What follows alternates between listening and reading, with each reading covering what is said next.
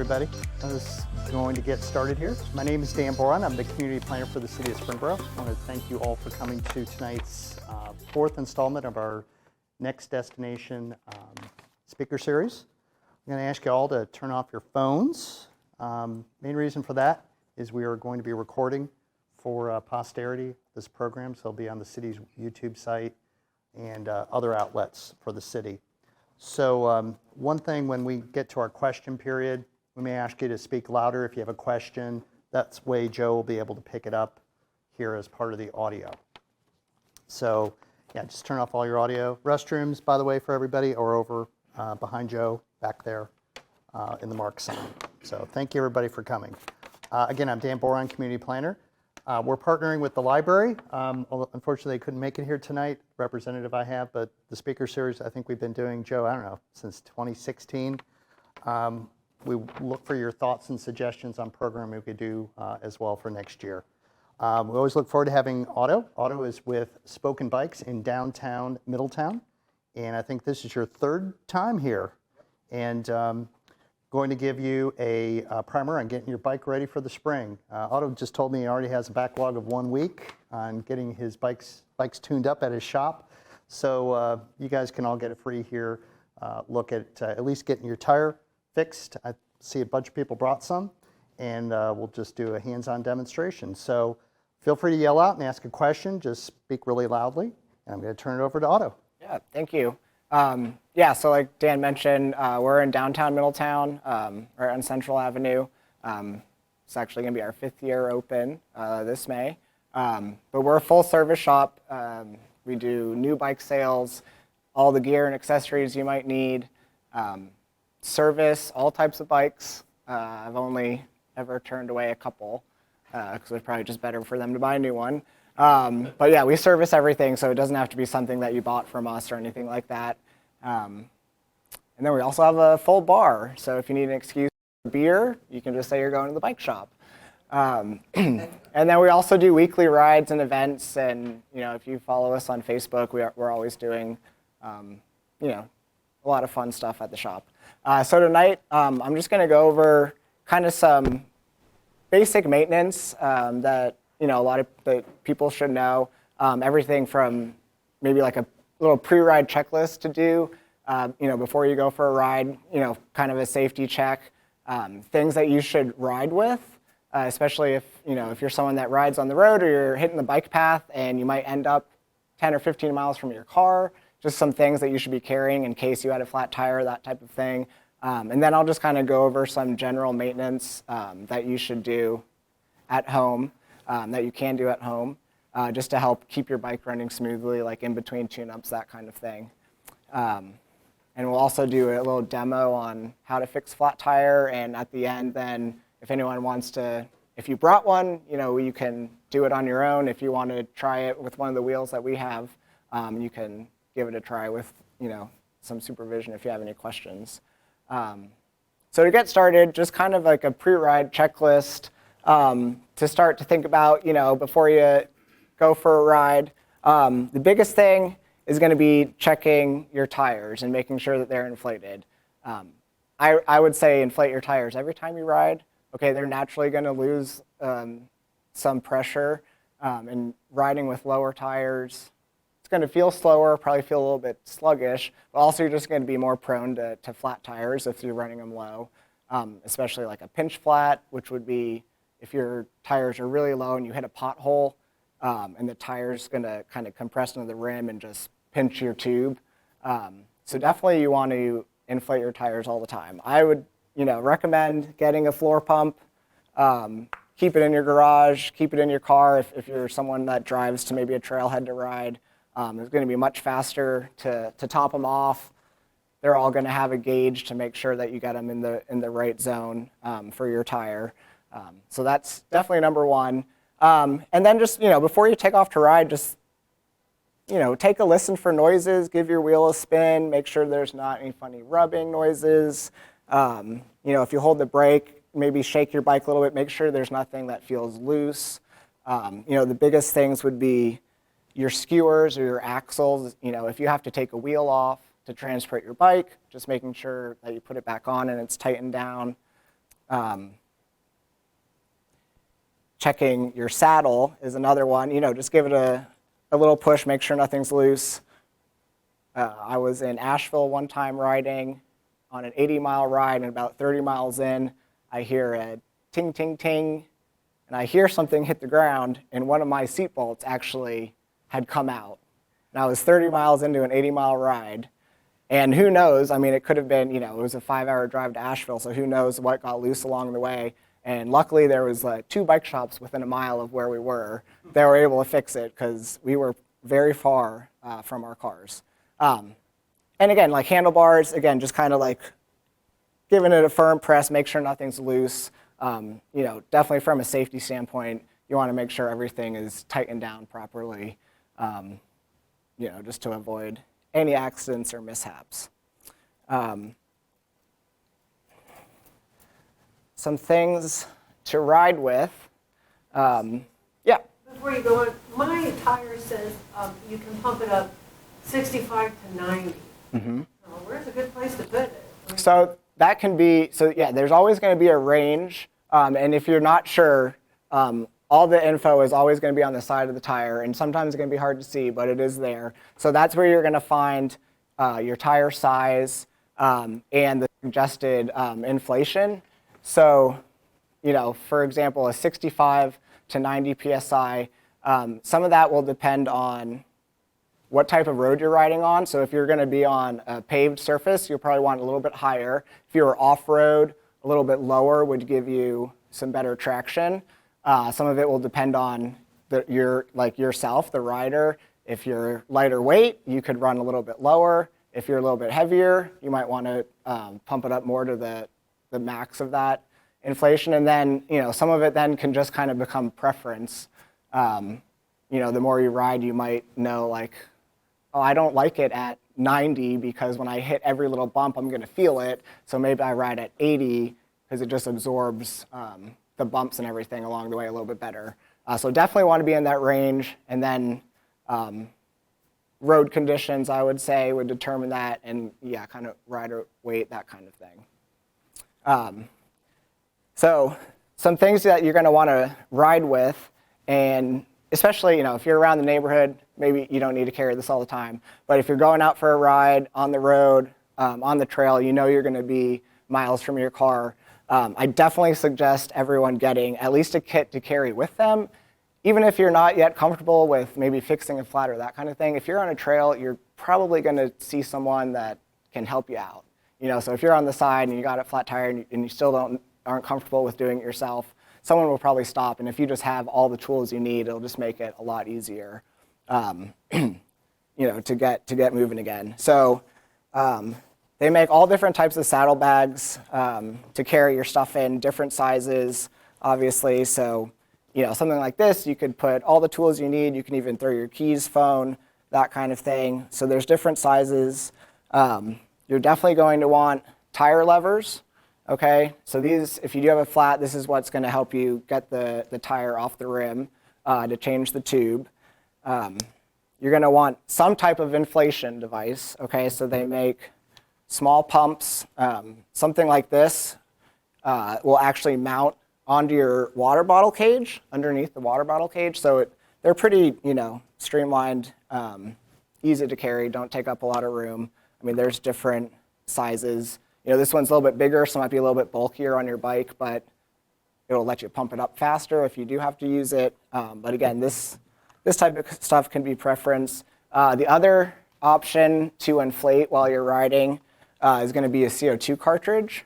Okay, so with these, you basically buy an inflator and then you buy CO2 cartridges to go with it. So these are going to be like a one and done. When you use it, you have to buy a new one, but then you just always use the inflator. So this is going to be, you turn in the CO2 into the inflator, and you're pumping up in like one shot instead of standing there on the side of the road with a little pump. Again, these I would say take practice, and if you are interested in this, I would recommend like practicing at home before you try to do it for the first time on the side of the road. And we'll go over that a little bit more. And then you're going to want a spare tube. Okay, so the tube that you're going to want is just going to be based, again, on the tire size. And now tubes can be more in a range. Okay, so the tires on this road bike are 700 by 25, so 25 is the width of the tire. So you want to get a tube in that range. So like this tube is 700 by 25 to 32. So this would work on a range of tires. Okay, so you don't need an exact tube to match the tire.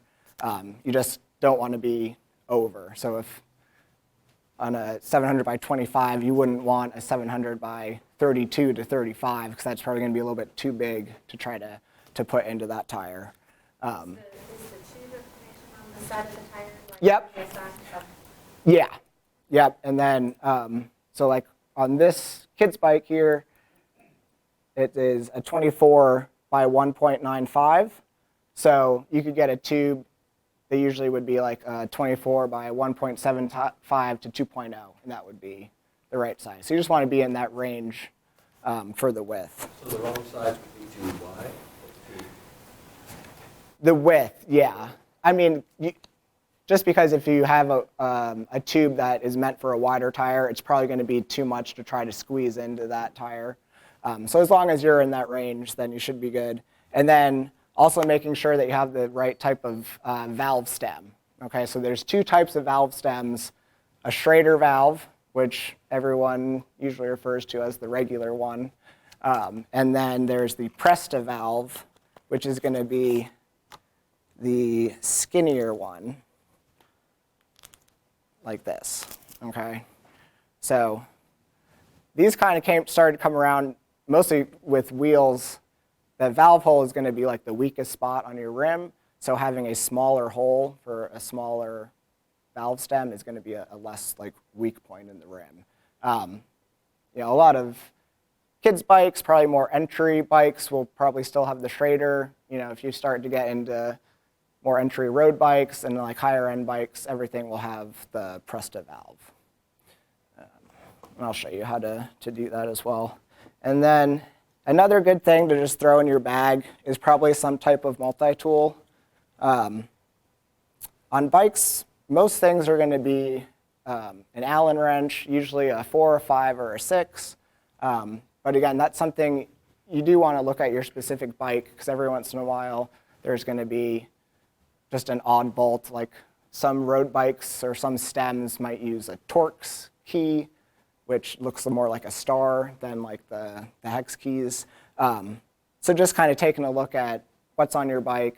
You know, something like this, you know, just in case your seat post comes loose or your handlebars are just a little bit loose, this will have what you need to tighten it up. And all that stuff will easily fit into like a saddle bag, or they make bags that sit on the top, that kind of thing.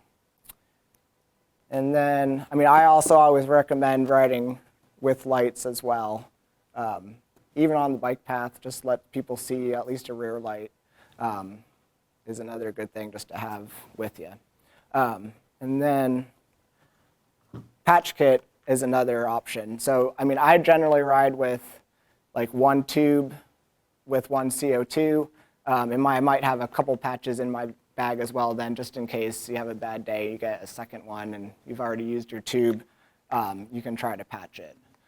Okay, and a lot of these patch kits are, they're like a peel and stick, so you just got to find the hole and stick it on and hope it's enough to get you home, that kind of thing. Sometimes they don't always seal for that long. So I would go over like a demonstration first of how to change a tire, and then, like I said, we'll come back to it at the end and people can practice on their own. So one thing I'll also say is if you ever do want to like bring your own bike in just to like practice, like I'm more than happy, like you can call and set up a time, bring your bike. So it's like, okay, this is my bike. I know exactly what I need to do for the parts that are on my bike, because every bike's going to be different. There's different types of brakes and different skewers on how to get the wheels off. So just if you ever want to go over that, definitely more than happy to do that. One thing, just learning how to take off your wheel. On this kid's bike, It has a linear pull brake, so if you just tried to undo the skewer here and drop it out, the brake pads are not going to let it drop out. So with this type of brake, especially if you have kids, with a lot of kids' bikes will still have these brakes, if you squeeze in the brakes, this little brake noodle will pop out there, and that's going to open up the brake pads to give you room to let the wheel drop out. Okay, so that's how you would take off a front wheel. We'll go over a back wheel as well. So in this case, the tire would be flat, so I'll just deflate it here.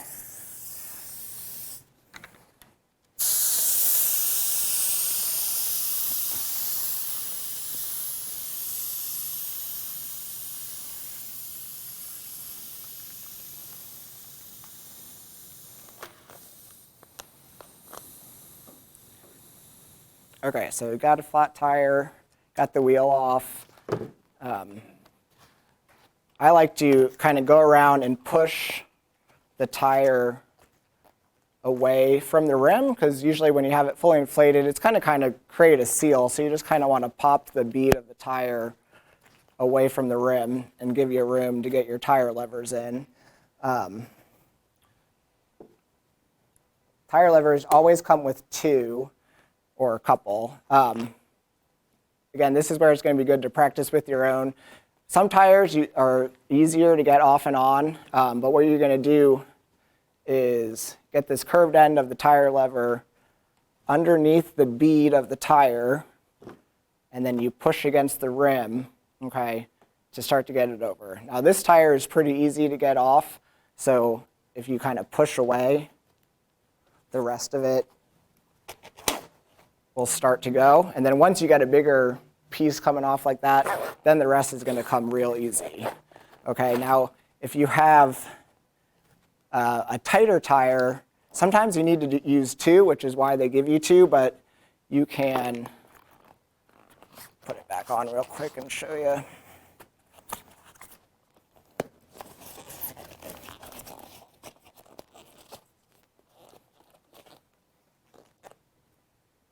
So there's, on the other side of the tire lever, if you needed to use two, you can actually hook onto a spoke, okay? And then if it was really tight, then this would stay on, and then you can get your other lever underneath to push away. So that's what the other side is for. And again, just practice what you have. You might not need to use two. It might be easy enough to get it off with one. So you're going to go all the way around and get one side of the tire off. Now you don't necessarily have to take the whole tire off when you're changing a flat. What I like to do is keep one side on, and you're going to pull the tube out, like so, okay? And then you want to inspect the tire and kind of see if you can find what caused the flat. So you can check on the outside. Sometimes you could see if it's a thorn or a staple, that kind of thing. If you have like a huge hole in your tube, it probably was a pinch flat. So there probably wasn't anything that like punctured it. It was probably hitting a pothole, that kind of thing. So inspect the outside. Carefully rub your fingers on the inside, because sometimes you might not see it from the outside, but you can feel it. So you just want to go in and make sure that if there is something still in the tire, you get it out so you don't just get another flat right away again. Okay. So then, at this point, you would either use a patch if you didn't have a spare tube. If you do have a spare tube, I would recommend doing that first. So if I had pulled this tube out and it was dead flat, I would take my pump and pump it up a little bit, and you want to give it some shape. Okay, if you put like a dead flat tube in like this, you're going to risk pinching it when you go to inflate it. So you want to pump it up and just give a little bit of shape like this. And then you're going to start at the valve hole. Get the valve. Yep. Do they seem real big when you're putting them on? Sometimes, yeah. So. And I thought this is the wrong size, but it was the correct size. Right, yeah. And so, yeah, you definitely only need to put enough in just to give it some shape. Sometimes it can seem that way, so I try to, when you put it into the valve, just kind of like work it into like the belly of the tire all the way around. And if there is any overlap, just kind of try to stretch it so that it's in there evenly. So yeah, so you're going to put the valve in, and then you're just going to work the tube in to the tire. Okay.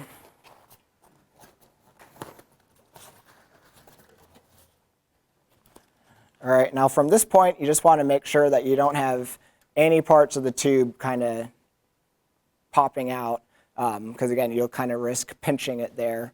Now when I go to, this is the hard part for people, when you start to bring the other side of the tire back on the rim. I always start opposite the valve just because I was taught that way. I don't know if it really does anything, but that's just always what I do. So you're going to start to pull the bead of the tire over the rim and get it started. Now, at this point, when you reach the curve, I like to tell people as you're working it over the rim, think about stretching the tire down at the same time. Okay, because when you get to the end, that's going to give you like the most slack to get it up and over. Okay, so I'll come in front here. So as I'm working my way down, I'm not only pushing over with my thumbs, but I'm actually stretching down on the tire. And then it kind of gives you the most slack. And sometimes you just got to work it the rest of the way over. Okay? And again, you kind of inspect it to make sure that the tube isn't sticking out anywhere. Now, if you did need, if you were at the very end and you just can't get it with your hands, let's see here.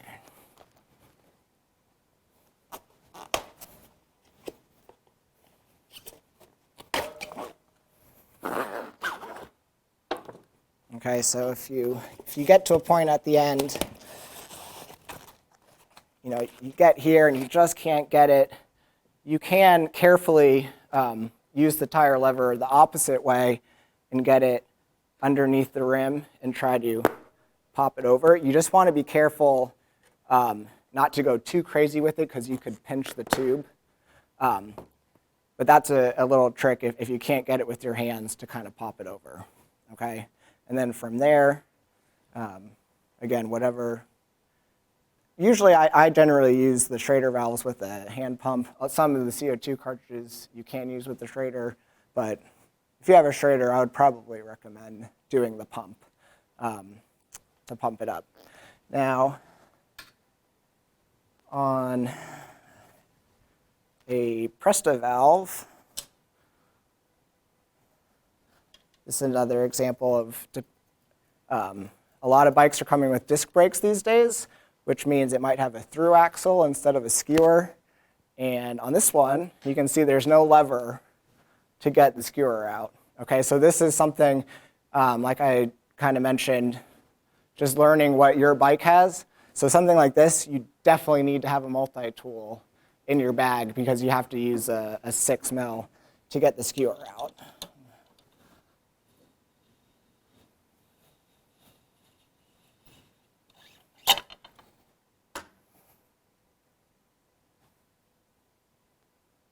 So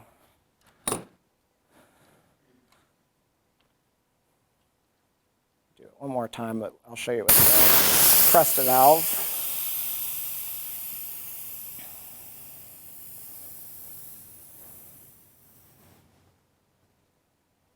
All right, so again, it's flat tire, push one side away from the rim. All right, you're going to get underneath the bead of the tire, pull it over the rim, push it away from you.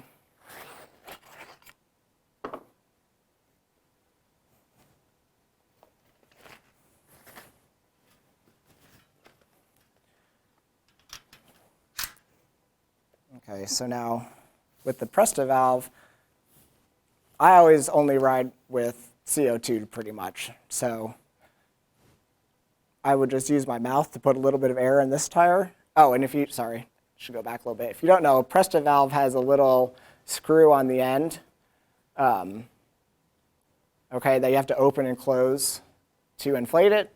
So you need to open it up. I would just use my mouth to put a little bit in.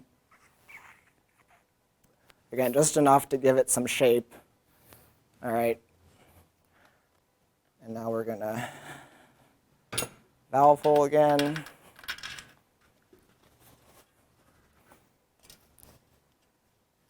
Get the tube into the belly of the tire. And I kind of, again, make sure that the tube is all the way in. And now I'm pulling it over the rim, going around the curve, pushing down. Oops. Pushing down and kind of trying to stretch the tire as I go, and then kind of working the end. Now, with the CO2, I brought mine to show you guys. Okay, so when I'm just carrying it, I just keep it kind of lightly threaded in so it's not bouncing around, but you're going to thread it in all the way. Now, a lot of them are going to be like spring loaded. So from this point, you're going to make sure the valve is open, put it straight on the valve, and you're just simply going to press down.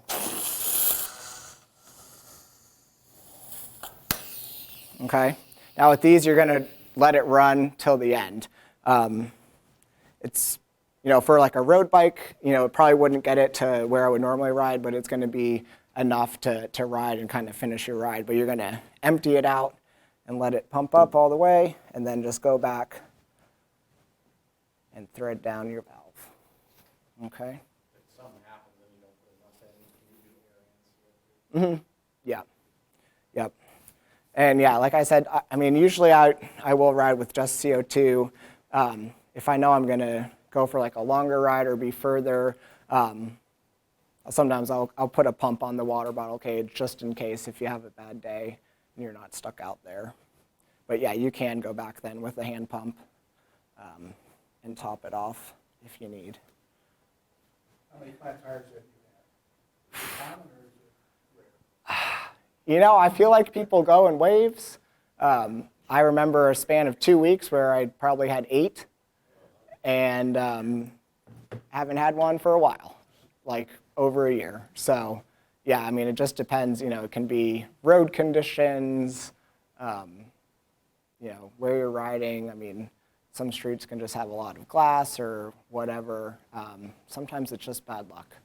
The last time I did, I was on a group ride with some newbies, and they hadn't bought their kit yet. So we're out on a ride, and one of them gets a flat. So I had to offer up my supplies, and then I got a flat, and then I got a second flat, and then I sat down in Germantown and waited for someone to come get me. I was like, you know what? This is telling me something. I should just stop right now. So it definitely comes in waves sometimes, but and again, I think probably the reason I got a second flat was, I inspected the tire, but I just still missed something that was in there. So just taking a good look at the tire and making sure that there's no debris or anything left in it is definitely helpful. It's always my biggest fear. Yep. You're using the CO2, there's not the risk of like overinflating your tire or busting it. No, because on a road bike tire or a skinnier tire, which is going to be higher pressure, it'll maybe get it up to like 80, 85, and most people might run 90 to 100 on this type of tire. And then if you have, a mountain bike tire or higher volume or a wider tire, you're not going to overinflate it. But you do want to make sure when you get the tire back on that you inspect the tire and make sure that it got seated everywhere. Because with the CO2, if you go to burst that air into it and a piece of the tire is off of the rim, if you didn't get the tire, the tube could start to sneak out and then just blow up on you. So you do want to, make sure you get the tire completely on. So, and that could be an option too, like if you are someone that maybe carries a pump and CO2, maybe you get a few pumps in and just get it started and just make sure that it's on everywhere and then just finish it off with the CO2 could be a good way to do it. But yeah, I definitely, recommend practicing that if you do want to do the CO2, because every CO2 inflator is going to be a little different style. I mean, there's some styles that you have to put it on, thread it, or put it on, push a button.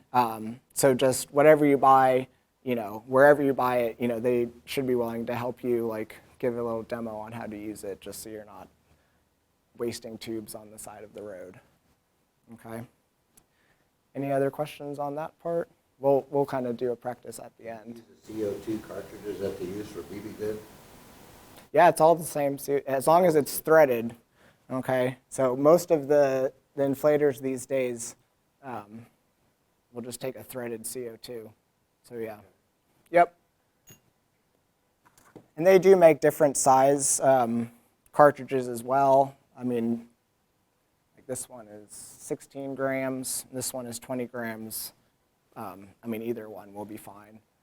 You still won't overinflate with the 20 gram. So.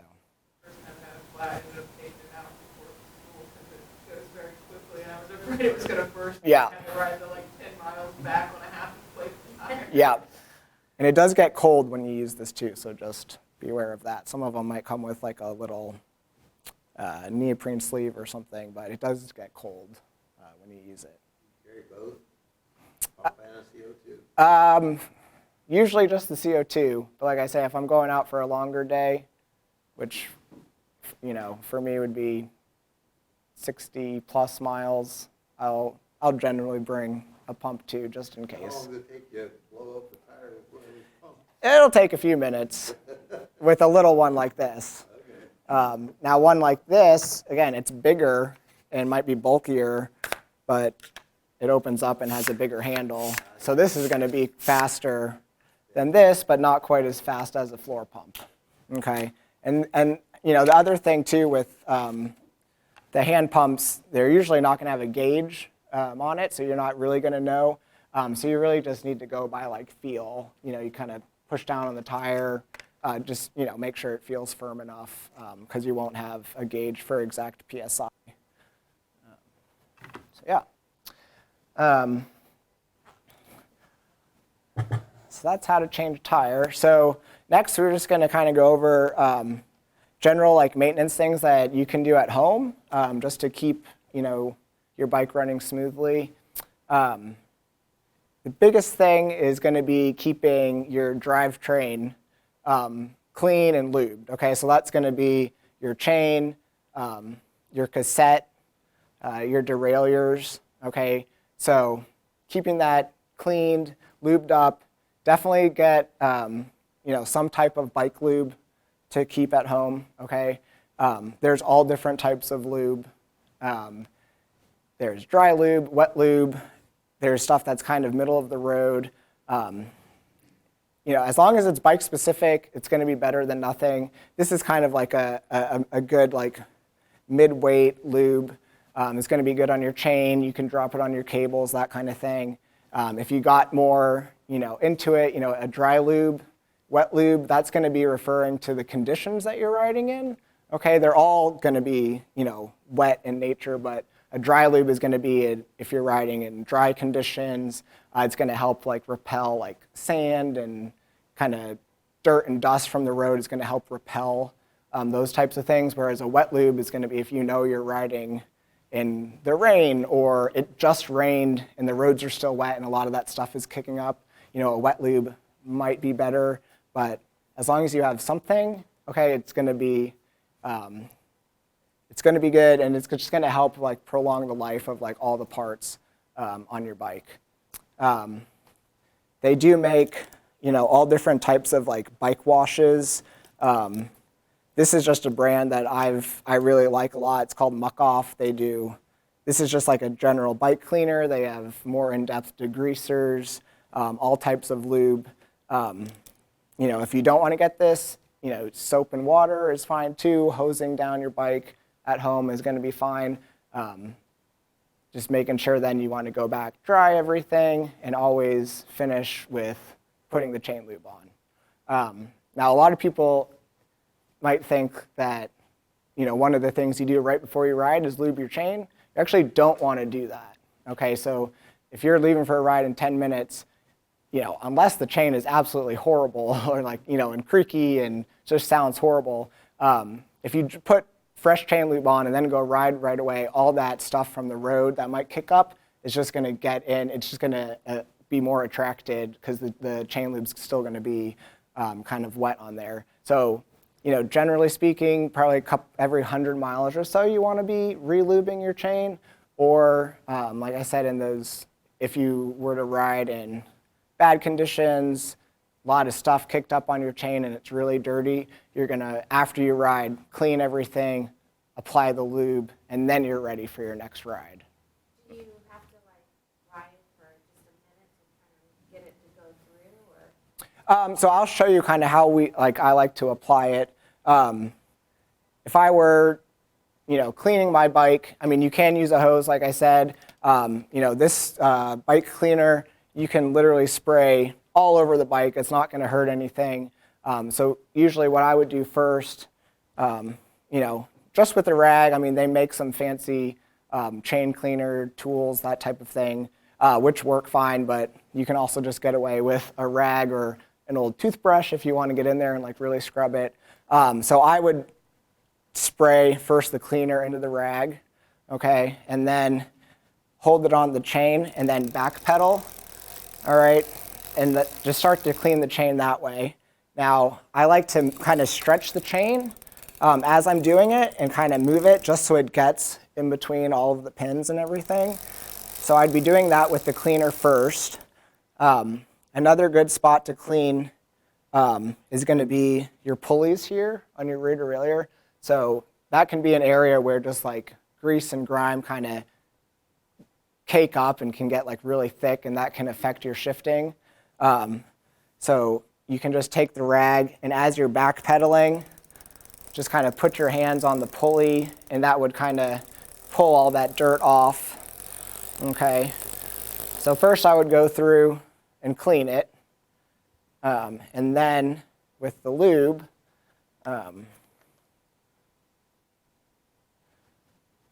you're going to, as you're backpedaling, drop it, and you want to try to hit every link. So I usually go around a couple times just to make sure that I get it everywhere. Is there a reason why you're back?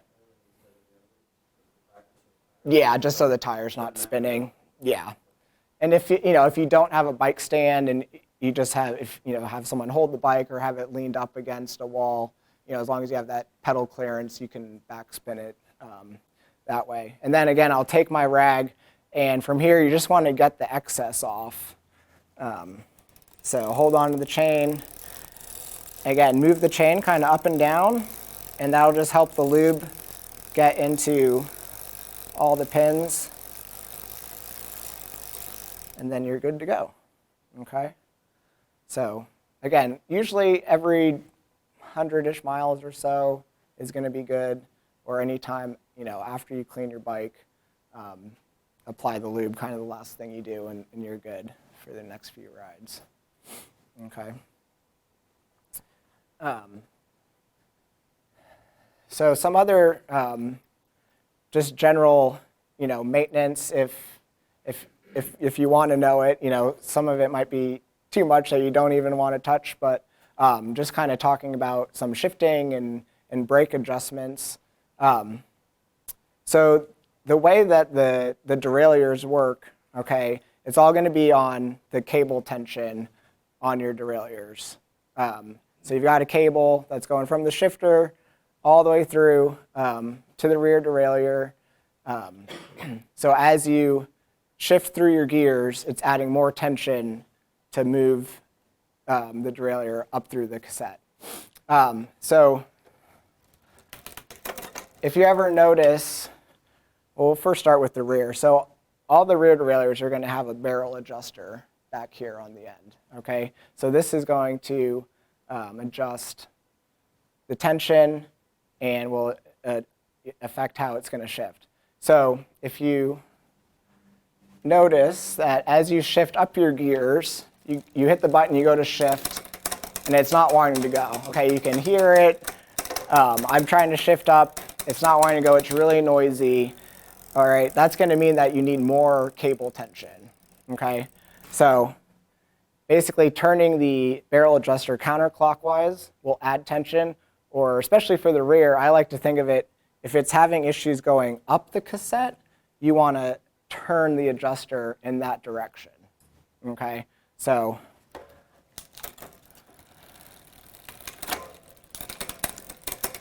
you just do little turns at a time, all right, until you get there, and then it's nice and smooth. And then I just kind of work through all the gears and make sure that it's shifting everywhere. You know, you're looking that it's nice and quiet when it's in each gear. Now, if there was too much tension, so I'm going to put more tension on this. So now, as I try to shift back down, all right, it's not really wanting to go, or it's kind of delaying going. So then you're going to take some tension off. So again, you're trying to shift down the cassette. It's not wanting to go. You're going to turn the adjuster in that direction. And then just kind of work through each gear. Okay, now the rear derailleur is usually, even though there's more gears on the front, it's actually, I think, easier to adjust, partly because you have like the barrel adjuster right there and you can work with it. The front derailleur, there's no cable adjustment on here. On some newer bikes, they have finally added an adjustment screw. So on this new front derailleur, that little screw right there would adjust it. But that is the first time that they have added that to the front derailleur itself. So if you have a mountain bike or a flat bar bike, the barrel adjuster is actually going to be up on your shifter here. Okay, so on this one, let's see here. So I'm going to take some off. So I kind of loosened the cable just so you. So again, so now I'm trying to go up from the little ring to the middle ring, and it's not quite wanting to go, okay? So that means it needs more tension. So on this one, counterclockwise is going to add the tension. And you just want to do like little turns at a time until you get it. All right, so now it's going up there, and then we want to check middle to big, and it's going all the way up. And now the same thing, if there were too much tension on it. All right, now I go to shift back down, and it's a little sluggish going down. So that means it needs just to take some off a little bit. All right, so those are just basic cable adjustments. This is going to be the same for this kid's bike and for this kind of mid-level road bike, okay? You know, on this one, like I said, the newer style does have an adjustment on the front, but it's got the same barrel adjuster on the back. It's still the same concept, even though it's different gears, that kind of thing. It's all going to be the cable tension. I will say, you know, because some people like to dabble in home mechanics, that kind of thing. You're not really going to hurt anything if you mess with the cable adjustment too much. Okay, it's just not going to shift great, but you know, you can turn it. You know, you might need to bring it to your mechanic then. You're not going to hurt anything. What I always do recommend people is the limit screws on your derailleurs. Don't touch those unless you absolutely know what you're doing, okay? So your limit screws, these are what keep the chain from falling off the cassette this way or off the cassette into your wheel, okay? And the same thing on the front. If you've ever dropped a chain or if you've ever thrown a chain over the big ring, it's probably because the limit screws weren't set up right, okay? So definitely leave that, unless you totally understand like the concept on how to adjust those, I would not touch those and let your mechanics do it. So it's going to differ on different styles. Like on this kid's bike, it's these two screws here. On a newer road bike, it's going to be these two screws down here. Okay, so they just act as stops to make sure you don't throw your chain off. But if you do notice, especially on the front, if you drop a chain, like I said, definitely something to like get checked out and make sure everything's set up properly. If you ever, if you get a bike from, a box store, get a kid's bike from a box store, where someone, probably a professional mechanic, did not set up your bike, I would definitely recommend bringing it by a bike shop and just having them check it over, because that's the number one thing I see from, maybe a new, it doesn't matter what brand, but just a new bike, I see derailleurs thrown into the wheel all the time just because it wasn't set up properly. Okay. Now with brakes, these days there's all different types of brakes. Does anyone have disc brakes on their bike yet? Okay, so disc brakes are kind of becoming the new normal. So instead of the brake pads having the rim, you've got a rotor on your wheel. You're starting to see disc brakes on entry hybrid bikes these days, so it's definitely becoming more popular. So the disc brakes gets into mechanical versus hydraulic. Okay, so mechanical would mean that it still uses a cable, and from there, you can make some adjustments at home if you ever needed to. If you do have hydraulic, then you're going to get into needing to bleed the brakes, which I would definitely then recommend kind of yearly tune-up, getting it into a mechanic to check those brakes. Again, unless you're feeling confident and you get all the tools that you need. With brakes, the biggest things to check and kind of keep an eye on is just making sure that the brake pads are hitting the brake track, okay?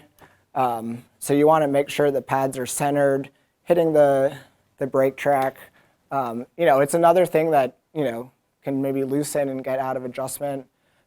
So keeping an eye on that.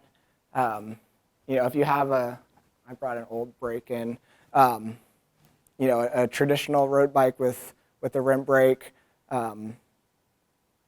if you're not familiar, they're all going to have a lever here. So in that instance where you have to take the wheel off, if you pop this lever up, it's going to widen the brake to let you get your tire out. I will kind of go over, in case anyone does have these linear pull brakes, some easy adjustments there. So the pinch bolt with a cable, that's going to adjust the tension and how it feels on the brake lever, all right? And these are all going to have barrel adjusters too. So as you use it, the brake pads are going to wear down a little bit. You can make small adjustments, again, turning it counterclockwise if you want to make it a little bit tighter, or as the brakes, wear down a little bit, just making little adjustments with the barrel adjuster will affect that. This style brake can tend to get out of adjustment very easily. I don't know if anyone's ever had the instance where you can see like the one side is moving, but the other side is just staying against the brake the whole time.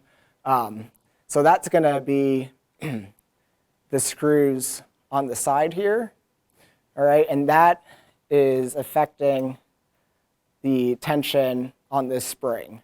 So basically, if the side is not releasing and it's staying really close to the brake pad, you're going to want to add tension to that side and let it come further away. And on the other hand, if it's really far away and it's the only side that's moving, that means it's probably too much tension. So you're going to back it off a little bit with these screws. And with these, I generally like to, you can go like side to side, like quarter turn on one side, quarter turn on the other side until you get it centered. But the goal is to try to have the pads hitting at the same time, okay, and not off of whack there. And then, I mean, one other thing with the hydraulic disc brakes, if you get a bike with hydraulic disc brakes and you ever have the wheel out, you know, whether it's for transport or whatever, when the rotor's not in there, you just want to make sure that you don't hit the brake lever, because without the rotor in there, the pads are just going to keep closing in. It's not a big deal. You just got to get a flathead screwdriver and pry them apart. But if you do have hydraulic brakes, that's one thing just to note, not squeezing the lever when nothing is in the wheel, in the caliper. Okay. So who's confident taking off the back wheel if you got a flat on the back? Because it's always bound to happen. Your first flat is going to be the back wheel. So again, practice. Some people can practice here when we're done, or again, if you want to bring your bike by sometime and practice with your bike, we can do that. If you have to take the back wheel off, I always like to shift into the smallest gear in the back in terms of size, so your highest gear, and then the smallest one up front. Okay, that's going to give you the most slack on the chain to make it easy to take the wheel in and out. And then again, whatever kind of brakes you have, you're going to open the brakes, undo, this one is really tight, open up the skewer, and the easy part is letting it come out. You just kind of let it drop out, get it out from in between the chain, okay? So that's the easy part. Putting it back on, all right, I like to push down on the bottom of the rear derailleur, so it kind of gives you this gap to put the gears back in between the chain.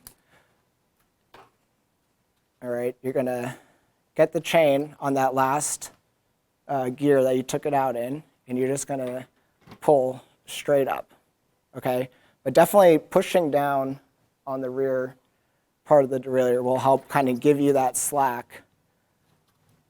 Line up the chain, and then you're just trying to pull it straight back out into those dropouts.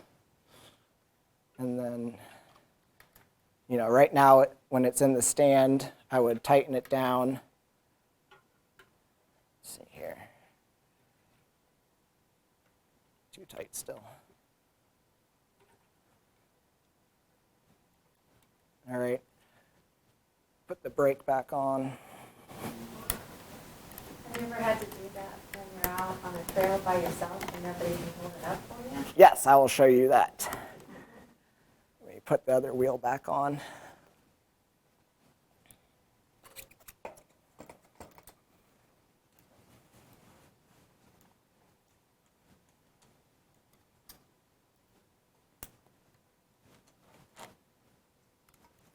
All right.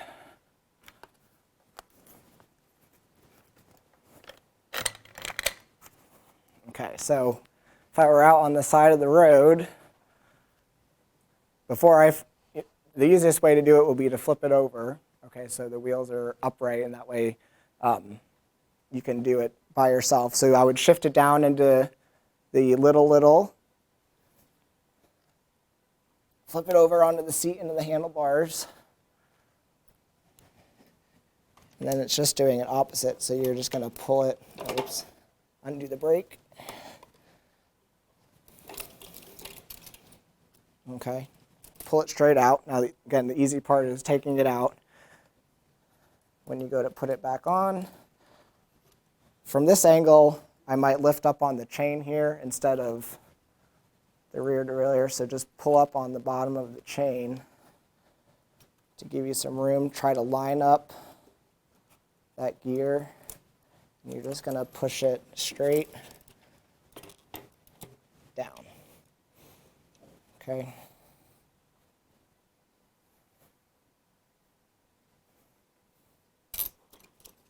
Pull it straight out. And then get the chain lined up.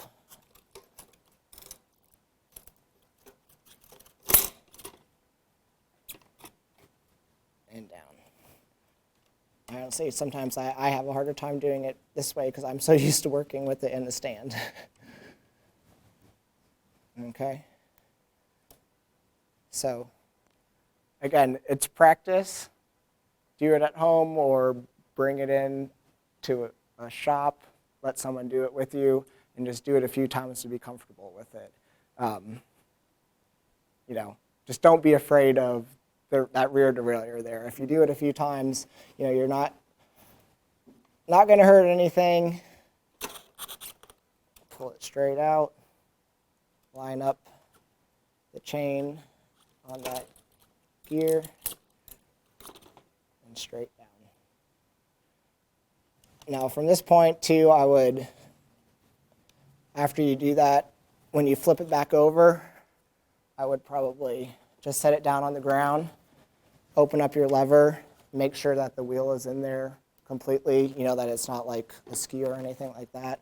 So make sure that it's all the way in the dropouts, and then tighten it back up before you go to ride. Okay? And we can practice this for whoever wants to. And then one other thing while I'm thinking of it. If you have a bike with the quick release skewers, all right, you probably have seen these little springs, okay? So the quick release skewers, there's 2 springs. These help keep the axle of the wheel centered into the dropout. And it is very important. There's a skinny side and a wider side. On both sides, you want the skinny side in. Okay? That does not seem like it would do a lot, but it will actually prevent the wheel and the axle of the wheel from sitting in the dropout correctly. So skinny side in. Okay, and with the quick release, when you go to tighten it down and close the lever, you don't need to overdo it. A good hand tight is going to be good. Okay, you don't need to be like Hulk or anything though and like really crank down on it. Just good hand tight is going to be fine when you're closing that. And then, I mean, I guess the other thing too, I forgot to mention, some bikes still might have a bolt-on axle, okay, where you actually need a wrench to get it off and on. So that's just something, get familiar with what's on your bike. If you have a bike or if you've got kids, a lot of kids' bikes might still have a bolt-on axle, you know, and you know you're going to maybe be far away from your car, make sure you have a wrench to get that wheel off. Most of them, it's going to be a 15 millimeter for the most part. Okay. Any questions? Does anyone want to practice taking a tire off and on? Can you show us how to put a different tire on, like a different size tire? Mm-hmm. I can change the tube, but I don't know how to change the tire. Yeah. Well, I can. Oh, I happen to have 2 tires. Oh, great. And I'll keep them open. You do the hard one. Then I'll do the easy one. Okay. So if you're putting on new tires, we're going to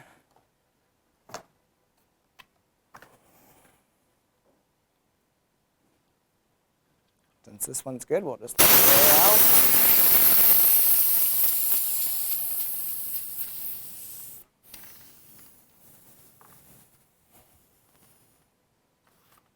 Again, you can hear this one a little bit better, kind of push it away from the rim to kind of break that seal. So that's going to make it easier.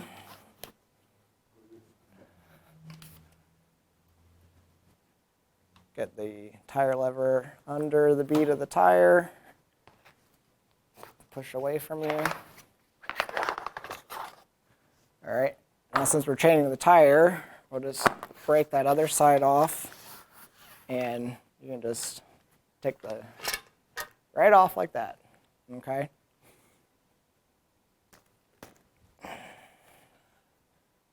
Now if you're putting on new tires, a lot of tires are going to have a rotation, which, you know, some of it can be easy to tell on the tire, especially if it's like a mountain bike tire with like a bigger tread.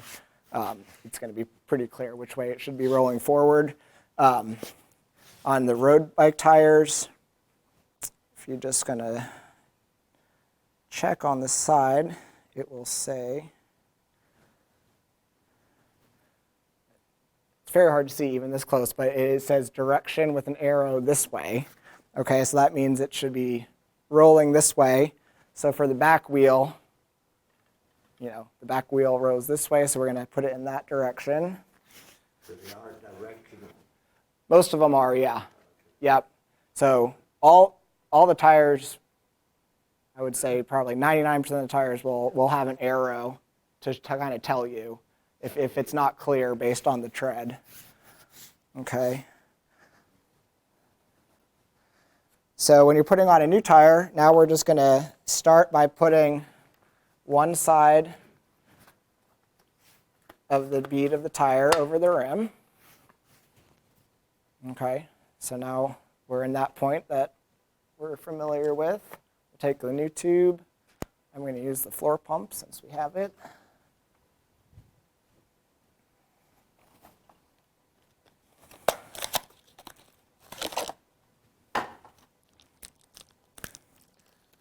So we are putting on a 700 by 25 tire, and the tube we have fits 25 to 32, so we got the right size tube.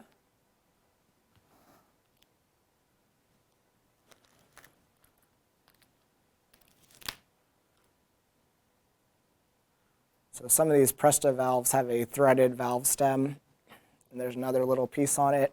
That just helps kind of reduce the valve from rattling around. So we'll open up the valve on this one. I'm just going to put a little bit of air in. Close it back down while I'm working on it. These are called Presta valves. Presta. Yeah. Now I will work the tube into the tire. Make sure we're in all the way. All right. Start to pull it over the rim, stretching down as I go. And like that. When you do it 50 times a day, it's very easy. All right, and we'll just... Yeah. Now on these ones, let's see. It'll say, what do we got here?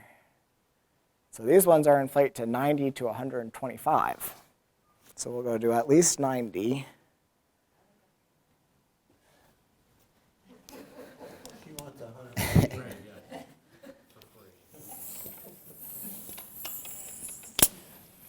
All right, this is a good learning. So especially Presta valves will come with different lengths of valve stems. So these ones are a little short. So you might need to get longer ones. Because we could use the tubes from the old tube. Yeah. Okay.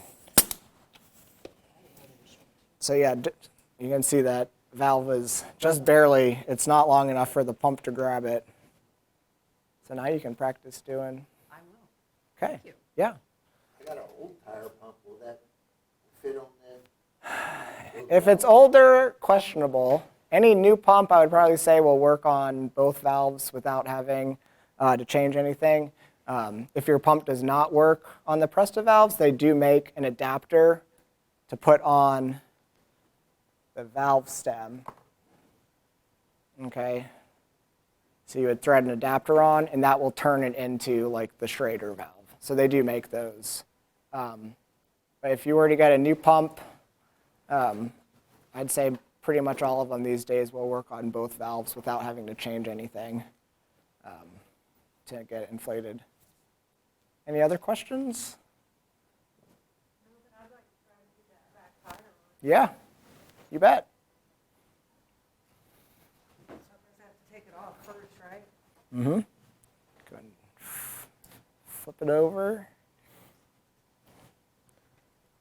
So this one, the brake is still. So we're just gonna, How about this? okay, then we're gonna take this side.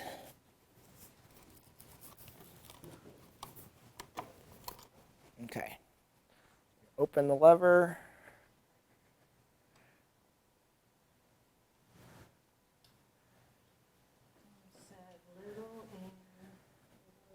Yep, so we're still there. So then you basically just pull the wheel straight up. And as you,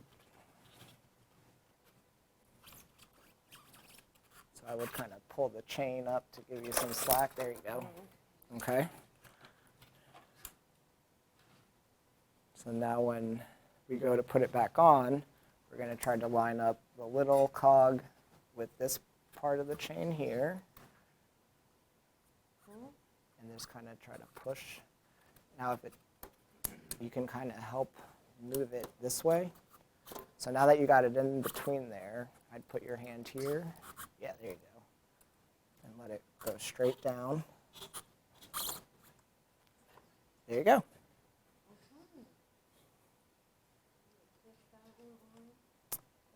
Yeah, so you'll want to hold, yeah. Crank it around a little bit, not to where it's really, really tight. Yeah, over so that here. looks like it's a little tight still. So I'd loosen it.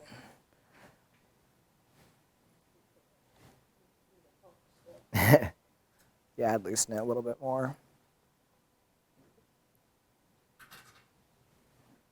And it doesn't matter which way they're pointing. There you go. Yeah. Did it. Yay.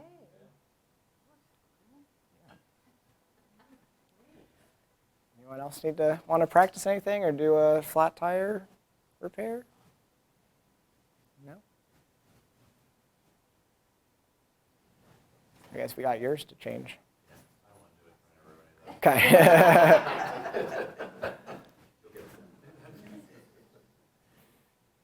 So yeah, again, I mean, I would just, make sure, especially if you're riding on a trail or getting far away from your car, get a little kit together. Any bike shop will have what you need, but tire levers, the right size tube, some type of inflation device, and I'd throw a multi-tool in there.